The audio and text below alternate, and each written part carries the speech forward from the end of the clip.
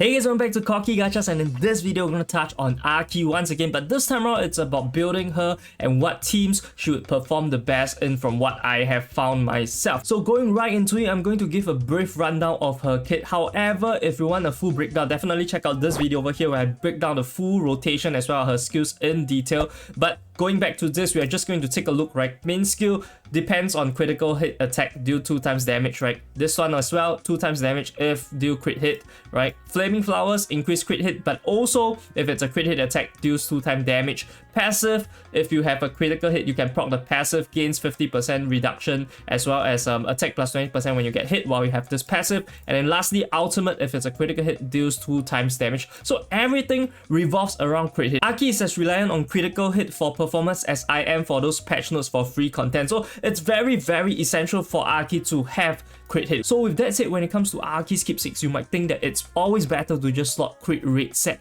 However, I can tell you that that is not completely true. In fact, crit damage set is a lot better when it comes to you hitting above your bar. What do I mean by that? When you're trying to challenge higher CP teams, higher CP stages, you're not able to clear with crit rate set, even if you hit crit rate all the time, because your damage is simply not enough. And to raise that bar, to raise that ceiling, you do need to have crit damage set so that you can ensure those KOs on the unit, so that you can regain your mana and also chain into your ultimate and then subsequently chain again back into your main skill. In general, I would say though that for PvP as well as guild raid, you do want to go with crit rate set, because first things first, PV don't have a reset button, so you do need to ensure consistency. And second thing, when it comes to guild raid, although you do have the retry button, I do think that with guild raid, you don't just want to ensure the first main skill being a crit, right? You want to ensure that the whole duration itself over like probably 90 seconds, you want to always hit critical hits. So to have more consistency, you go with crit rate set. In fact, I would say that you can just start with crit rate set first, and then if you encounter a stage whereby you fail to kill the enemy, switch up your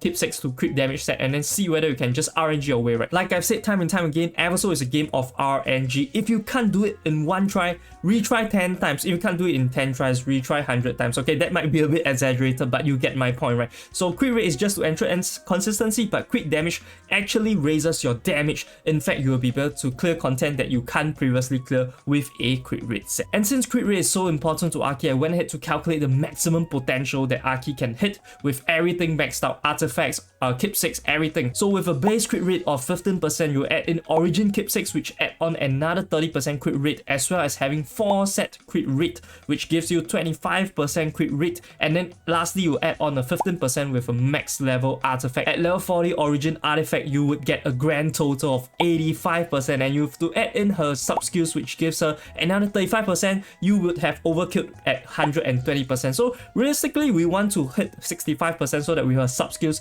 you can hit 100%. But also that is not a true 100%, given that there is downtime on her sub skills and she doesn't use it straight away when she enters the battlefield, which is why we need to team build with this in mind. So moving on to team building with Aki, I'm going to share with you guys 3 broad categories, as well as giving you guys some examples, case studies, footage we can look at. So for the first team comp, this is designed with no Honglan in mind. If you do not have Honglan, this will work extremely well for you. So basically it's just Aki, Chloe, Memphi, as well as lastly Catherine with a 5th flex slot. So why does this work so well? It's because Chloe is an ultra good tank, and in fact I would say the best tank right now, given the fact that her taunt comes extremely early, which alleviate a lot of the survivability problems when it comes to Aki. And also Memphi, the fact that the debuff makes enemies more likely to take critical hit by 30%, so you technically have 30% crit rate for Aki, and 30% is super essential like I mentioned. And then lastly, we have Catherine, which alleviates a lot of problems when it comes to survivability, as well as also providing a good synergy with Chloe, right? And Chloe Catherine has been like living in this meta for very long. So this 4 core with a 5th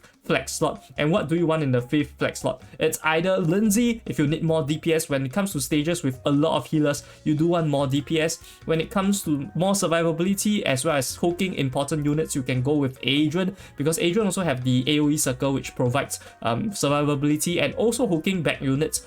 Key units such as Honglan, Vivi is also very important. You can also slot in a Vivi because the speed is important to Aki maintaining the 35% sub skill buff, right, that she has for 14 seconds. The uptime is going to increase drastically with a speed up. And lastly, you can also slot in Jiho if survivability is once again a big issue. So all these are the lineups that you can go with the 5th flex slot. Now going into our first case study, you can see that this is on stage 286 and this is the team comp, and this is with Adrian on the flex slot. And the reason why Adrian is here is twofold. First is to counter the Cherry, as well as also provide additional survivability when it comes to Chloe surviving, because honestly you can see I rented a Chloe over here. I can't really survive with my own Chloe, and when it comes to survivability, if you want more survivability, just add in Adrian. Her circle is going to help a lot alongside Catherine. So going into the battle, you should be able to see how this plays out with a lot of bees, right? That's the ultimate counter to Chloe, but even then I don't think Claire can easily replace her role. So right here, Cherry instantly get hooks into the front row,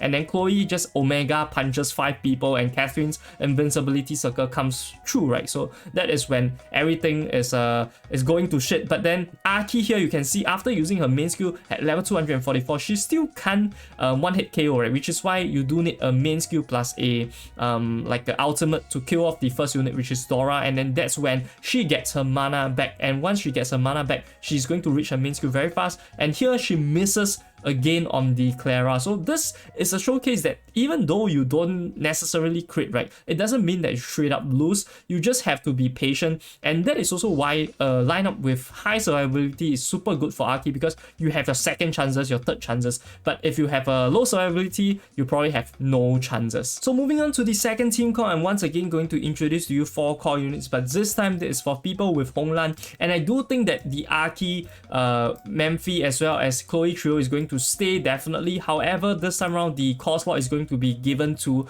Honglan instead, because with Honglan I do think that Catherine kind of falls off a bit when it comes to survivability essential needs, right? Because Honglan can provide that a lot, as well as providing a evasion debuff for Aki so that she doesn't miss, which means that her survivability can once again be upped 1/4, given that the damage reduction is most likely going to be up more often. So this is going to be the 4 core, and then for the flex slot you can once again put in Lindsay, you can put in Catherine, and then you can put in Adrian for like pulling key units, and also you can put in Jiho. I don't really like putting in the Vivi right here. Reason why is because right now with Honglan in there, you kind of want the unit to either be a human or also be an angel, right? Because one of this would give you the 10%. If you do not go with that, right, instead you were to go with something like a Vivi, you would lose entirely the 10% attack and HP, and at higher stages that 10% HP can make a very big difference. So I wouldn't want to skip out on that. So mainly just Adrian,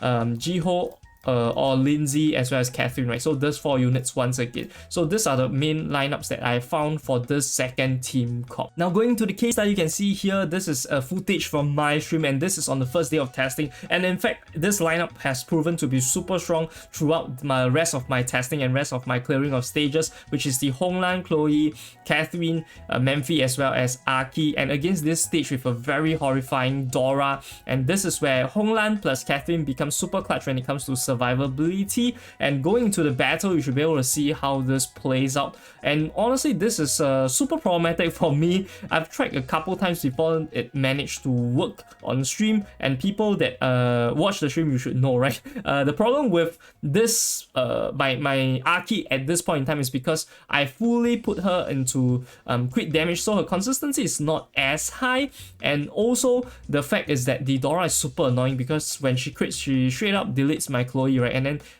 unfortunately I do need to like crit multiple times. You can see I crit here 2 times, right? First time on the Mariam, second time on the Nicole, and then third time main skill did not manage to kill off Jiho, and that's when she manages to heal back again. So for some stages you do need like a even higher damage ceiling, otherwise you can just straight up some of the problems that if she doesn't kill off the unit straight away, they can heal back up, and then that's one of the problems I find with Aki. But if you have her super highly invested, maybe that will become less of a problem, right? So right here once again we managed to finally kill off the Jiho, even though she healed a million times, and then Dora is still just being targeted by other units, so we are still safe for now. We are just trying to kill off either the Catherine or the Dora here. And here I'm finally going to use my ultimate. So second ultimate, and you can see the ultimate recovers 4000 mana, but it's almost a full bar. So I do think that her bar seems a bit weird. I'm not sure if it's a tooltip bug or something, but she seems to do recover a lot of mana. And right here you can see she did almost 5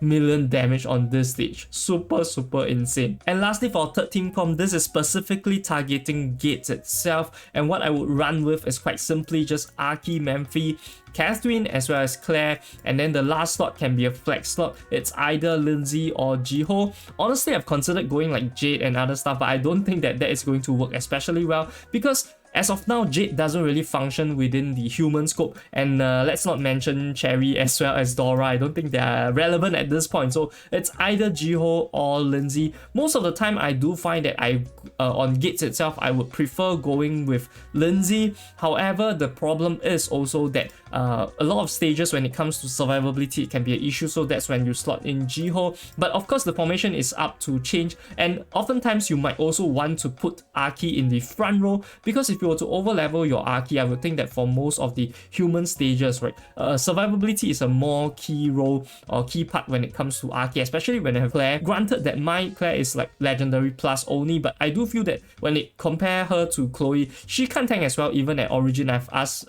people with Origin Claire have also feedback that honestly it's not that much of a difference, right? So Arky's survivability comes into play here, and that is also why maybe slotting Jiho might be better. But I have had my success with Lindsay as well, so it's really depending on what you have invested in. So moving on to our last case study, you can see that we do not have the team preview. Unfortunately, the footage got lost, but we are basically just using the Lindsay variant of this comp instead of Jiho, and the reason why is very simple, right? Initially, our thoughts were to counter Adrian, but unfortunately, Backline Adrian is still too good for Human Gates lineup, right? Cannot do that. But in fact, this stage itself have both Jiho as well as Talia, which are very good stallers, right? Which is why we also want to have Lindsay here as extra DPS, and sometimes Lindsay can provide DPS in the form whereby you use Lindsay first to weaken the enemy before you use Arky's main skill, so that you can definitely provide the one-hit KO and get the mana back straight away, right? So this is essential, whereby your top damage is still not enough. Lindsay will come in clutch over here, and unfortunately, although Memphi died straight away, right, you can still see that Lindsay here can still carry, right? Our Lindsay can be independent of Arky and also provide support to Arky when it comes to DPS. And this is how I built my Arky, as well as some of the lineups I found to be especially useful for PvE. However, if you want to check out PvP, which is also important given Champions Arena's revamp, definitely check out this video over here. I'll see you guys over there. This is Corky Gachas, signing off.